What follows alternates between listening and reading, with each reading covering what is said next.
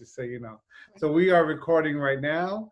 How cool is this? So first, let me get my little cheat sheet out over here and put it to the side and ask you, I guess we'll start off with name and where you're from. And my camera just starts acting up as soon as we record. It happens, right? So name and where you're from. Yeah, my name's Gina Harwood, and I'm from Northeast Ohio. I've lived in Florida for about 8 years now. Oh, cool. Okay. And why do you live where you live? You know, why are you here? Well, here, Florida, I'm in South Florida also. So why are you here in South Florida? So I decided to move after college because I was sick of, oh my gosh, my camera is doing this. I was sick of, the snow, the cold weather. It was miserable. Yeah. And I only looked at places to move that were warm and sunny. So I ended up in South Florida, and specifically Boca, because planning for the future, we want to have kids someday, and there's great A-rated schools in Boca. Nice, nice. So in other words, you're here for the long haul, and yes. You chose an area that's gonna, I guess, always be something that's gonna progress because you're in Boca. Definitely. Good to know. Good to know. So, and what made you? Okay, so let's talk about your background, your industry. You know, so as I can see, I know you personally. So, but for the people that don't know you, I see you're in real estate.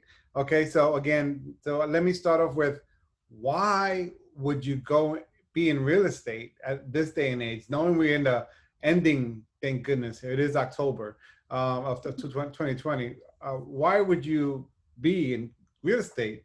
Oh, you know, how are you surviving? I guess those are two questions I have. Well, I decided to join or start my business in real estate after I personally bought a short sale property. I just really started to think that the entire process was really interesting. And there's a lot of different steps that are involved. And, it takes a certain type of person to be able to manage all of those steps. And when you're dealing with someone purchasing a home, it's a very serious purchase. A lot of people, it's their most valuable asset in their life. So it really does take a certain type of individual to be able to handle all that stress, not only for yourself and your business, but also for the customer, the person that you're helping to purchase the property. So that's sort of, what got me interested and why I joined real estate. And as far as surviving COVID, well, right now, actually, our market is super high. I mean, if you put a property on the market, it doesn't last if you price it near the market value. People are seeing multiple offers. They're seeing bidding wars. Homes are closing for, $15,000 over asking, sometimes more. So it's a really great time to be in real estate. I mean, it's highly competitive. There's a lot of us agents out there, but there's a lot of business. So. Nice. And does your family, are they in real estate? I mean, what made you, what background industry are you from? Like, how'd you get into real estate? Just because of the process of you've experiencing, it's pretty cool. That's like me saying, man, I was in that car and that I want to sell cars. Well, I want to actually drive. I mean, that could happen. No, my family's not in real estate. They're actually they were always in manufacturing up in Ohio. I think for me, I always knew I wanted to be in business for myself. I originally thought I wanted to start a cleaning company. I think I probably shared that with you, Ray, at some point. You have, yes. But, one of the things about real estate is there's low barriers to entry to be able to start your business. So what I mean by that is, you really just have to take a course, pass an exam for the state and get your license. So there's not a lot of, upfront capital that's required. Versus, starting, for example, the cleaning business, you're going to need a lot of other resources. So real estate was something that, as a young person, I was in my late 20s. I still don't have all the money in the world, so it was something that was relatively inexpensive to start and still be able to have my own business and be my own boss. Right. But you said late 20s, so apparently, I guess you're still in the late 20s realm. Early 30s, yeah. So, and that's when you started your business. Yeah. Is that all you did, or you did anything before that?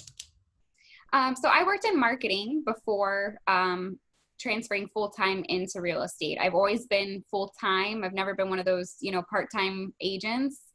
I just basically, God opened up the doors. I was able to dive in full-time, quit my full-time job cold turkey. And, he made it possible for me. So I used that marketing background. I use that all the time in real estate. We're constantly marketing ourselves. Look behind me with the logos and the website and social media handles and all of that. There's so much marketing involved in real estate and, most, probably all businesses. So I guess one of the questions that have come to me, my thought is, well, how can someone afford to quit their job and go cold turkey to something that you don't get benefits up until you sell a home, correct? That's correct. Yeah. It's, not all companies are starting to have a few different ways of handling that, but generally speaking, real estate is a, commission only business. Some brokerages have started to move into salaried positions and things like that. But traditionally speaking, it's all commission. So, for me, it just, like I mentioned, God opened up the door. I was able to, in the same year that I started real estate, I also met my now husband. And, without his support of having a full-time job and that consistent income, I probably would have been, borrowing money from family or getting another job on the side. But I've been very fortunate and very blessed to be able to, ride the waves of, getting commission this month, not getting commission that month, It sounds like it's a partnership, right? It sounds like it's a partnership. Yeah. So is Yeah. that why you have Lucy Luci, because his name is Lucy, or no? What is Lucy Luci Real Estate? I see the Kai's company. Lucy and Lucy. I see the Kai's company is a very recognizable name everywhere. But Yeah. the Lucy Luci, help me understand what that is. Yeah, so my brokerage is the Kai's company, and we are over 3,000 agents strong. It's a wonderful family-owned company, and Lucy and Lucy is my team name. So right now, that team is just me. This is my 4th year in the business. I'm moving into my 5th year, and I would like to start a team someday. So congratulations about that. That's a big deal. Yes, thank you. And sort of the story behind Lucy and Lucy. So when I met my husband, his dog's name was Lucy, Luci. I have my dog Lucy, Lucy.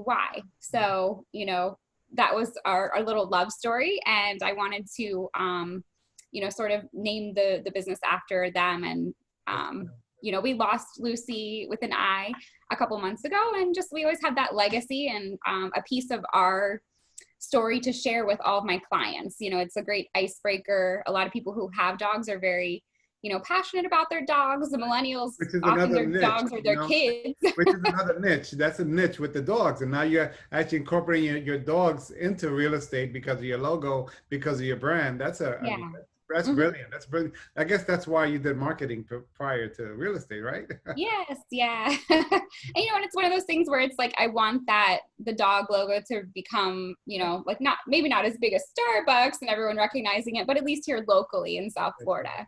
That's right. So let me ask you this in reference, staying along with your business, life prior to COVID. And I know you mentioned about after COVID, it's like crazy right now, but what was it like that? What was it? I want to say February. That's when I traveled. So I know for business. I remember traveling in February, but then after that, it kind of shut everything down. So what was life before that? And then I guess life now, you already mentioned that, but just kind of give us a recap of before and after. Yeah.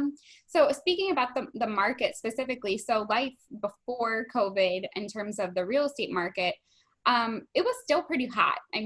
Look where we live, it's a paradise, everybody wants to be here. You get people from New York and New Jersey, Illinois, all these very high tax states. New York.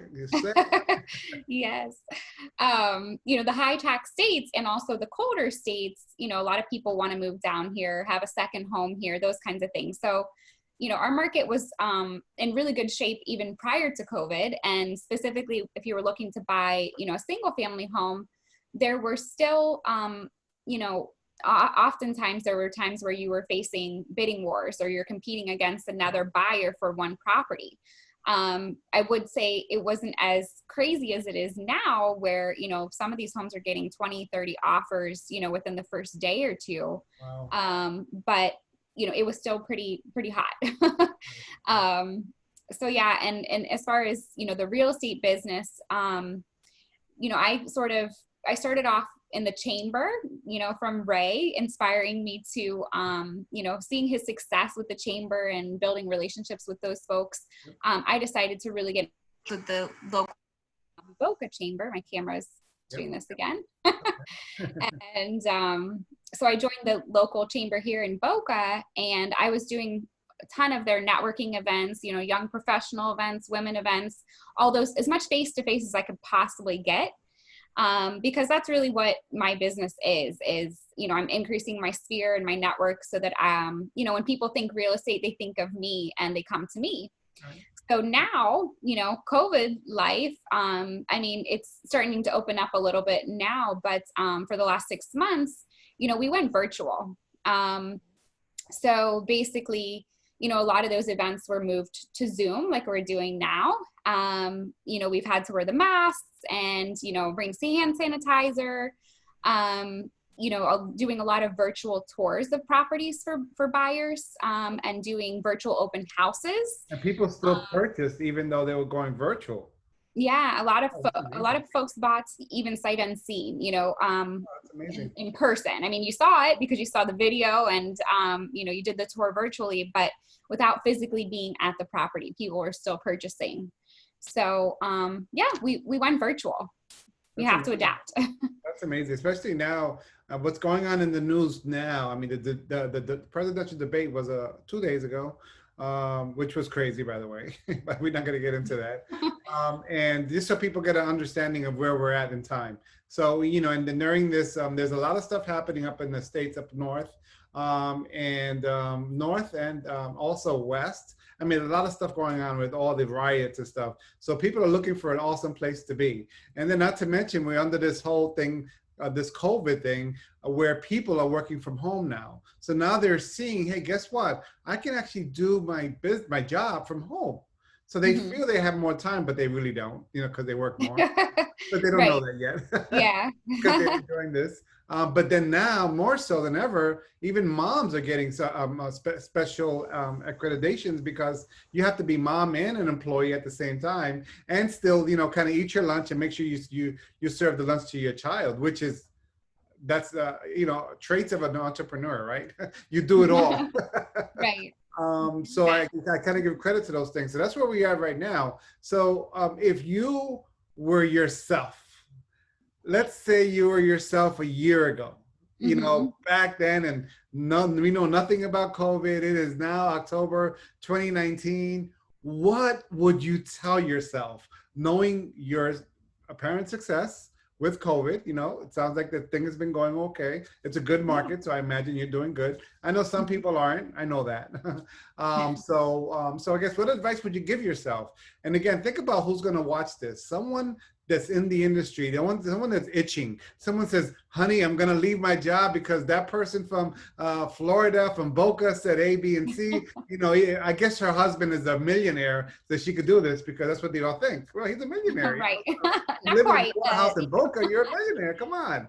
So please, what advice would you give yourself a year ago? So my advice to myself 1 year ago, I would say, do everything that I possibly could do to have videos. I've incorporated video quite a bit, Facebook Live or quick little, snapshots of different questions that people might have about real estate over the years, but not, I would say, on a regular or consistent basis. And video is so important. So I would say, do everything I possibly could to have a lot of video content, an about me video, telling people why they would want to pick me as their realtor. What is an inspection? What is a walkthrough for? All these different topics that people have about real estate, what's going on with the market, everything video. That would be my biggest piece of advice. And I think the other piece, given COVID, would be, to learn how to set boundaries. So because we're entrepreneurs and just I think my personality type in general, I really want to get back to people, as soon as they possibly can. But sometimes that can, cause you to be, I guess like overworked, or you're working 24/7 around the clock. And so setting boundaries, just allowing yourself to sort of have a time when you finally shut off for the day. Because now, working from home more than ever, it's your home, but it's also your office. So you kind of don't have that separation. So figuring out how to set up those boundaries and what that looks like for you and your business, I think is also pretty important. 100%. I 100% agree. So where you and I met was something locally to where we at in South Florida called the Chamber of Commerce. The Chambers of Commerce was phenomenal. They've been phenomenal. But let me just make it clear. If someone wants to become an entrepreneur, I'm sorry, I know your camera's going back in and out, but but if someone wants to be an entrepreneur, then guess what? There's work involved. Don't think that you're just gonna get up and okay, I can become a real estate, a realtor, or what I do. So I'm in the digital field, and people will see more information about me when you look at the video that I'm going to attach to this link, as I'm trying to grow my channel and grow my presence on YouTube, because I've done video. My company's been alive for about 8 years, right? 8 years since last month, August. Congratulations. Wow. Thank you. 8 years already. Yeah. And let me tell you, it hasn't been easy, but I don't think it's never easy.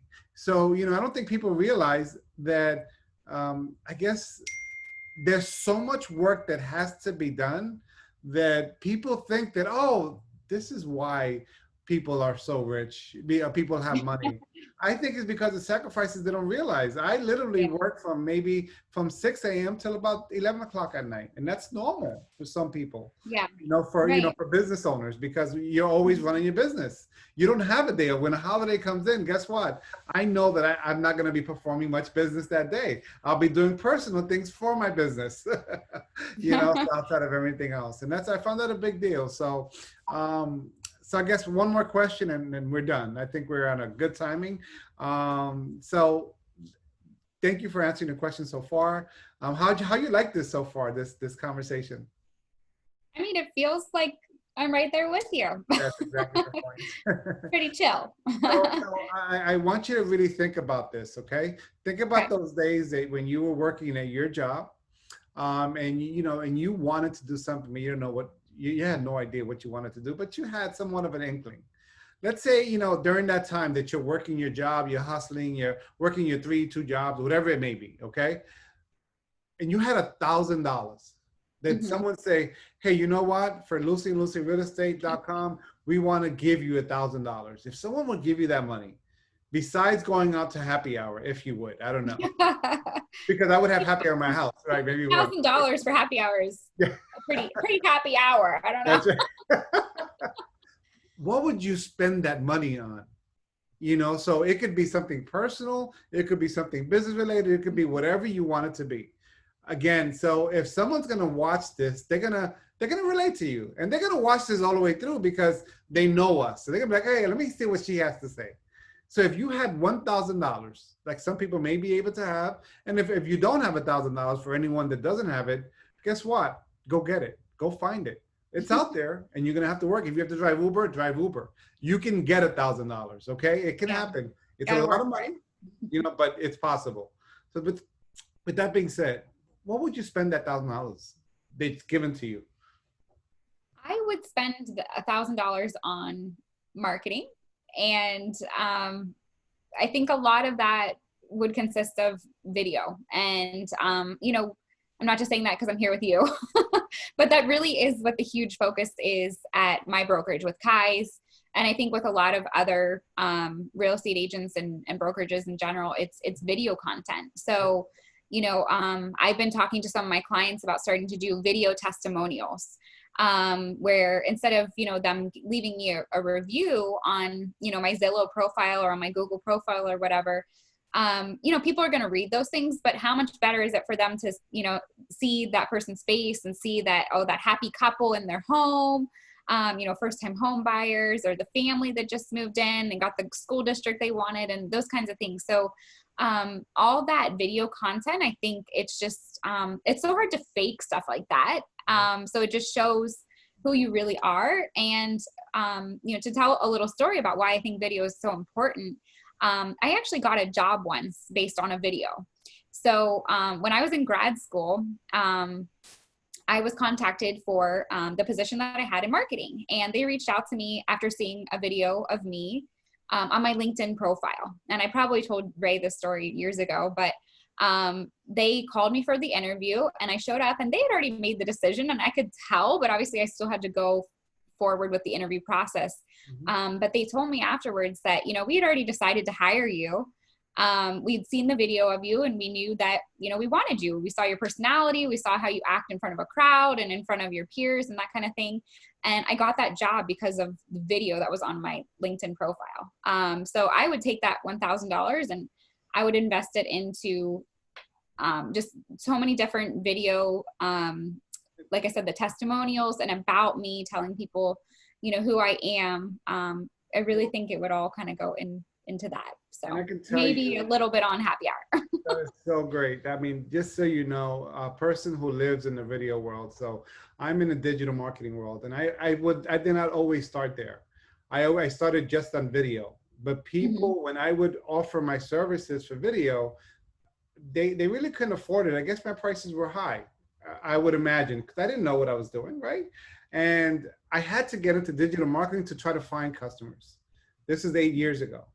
I was still working then, so it was a part-time job. My business was part-time to me, to my full-time job. But then when I had the opportunity of making it, it becoming my full-time job, because we don't always plan for it, right? Yeah. Our business, became our full-time job. And so then now when I travel the country to do videos, and I see the videos that's on my profiles, right? I see the videos that I've done in different states. And I mean, it's amazing to me how much little they paid for that video when they paid a lot of money for it, because it's there forever. There's a saying that we have in the video world, especially me being in the marketing world. I would say, well, if a picture shows it's worth $1,000, right? Video is worth $1 million, because again, it just doesn't end. It's always there, and it shows your character. It shows who you are. Right. So at the end of the day, guess what? I would encourage everyone to create some kind of video format, to have a testimonial, have a living testimony, everything in which my business is we have a digital agency, and which is going great. We do web design, we do social media, and I'm kind of glad that you didn't say, well, I would spend $500 on Google, $1,000 on, and this is what I hear, on Facebook, and I'm not saying it's not going to work, but when you say something like video lasts forever. Right. And again, a testimonial of how awesome you are goes so much further than you boosting a post or you create that ad. Now the ad can, of course, I'm not going to tell you that it's not going to bring you the clients, because I can attest to you to bring you clients. But that testimonial that which I agree with you, spending the money on, I think it doesn't hurt at all. I mean, doing something like this is not, we're not paying for this recording today. We're recording it on Zoom. It's going on a free platform. What is next? Well, let me tell you what's next. The process that I got to do, the work behind it that people don't realize exists. The conversations I would have to have with the person I'm going to be having a conversation with. Not only that, picking the right person. Because some people will not be as engaging, as good on video, or be able to talkative tell their story, which is huge. So, but I kind of agree with you. So as we close this up in the next 2 minutes, any last word, last thoughts, and anything you want to say before we leave? I guess just, thanks so much for your time. Thanks for having me. Well, you're my first, just so you know. I'm the guinea pig. Doesn't that sound weird? Well, you and your husband and your family business are my first. And let me harp on that family business thing. You're right. Some people, my wife was not part of my business, and she isn't. She's not the one holding my camera, holding the light. But if she wasn't doing what she's doing every day to support me, guess what? It just makes it so much harder. So I totally agree. And I love what you said. on that note, I want to tell you thank you so much for your time. I think it was great. I think it was phenomenal. I know I expected you to kick it off as you did, and guess what? And we actually we had a phenomenal time today. Thank you, Ray. I appreciate it. My pleasure. Hold on. Let me shut off this recording and let me stop this.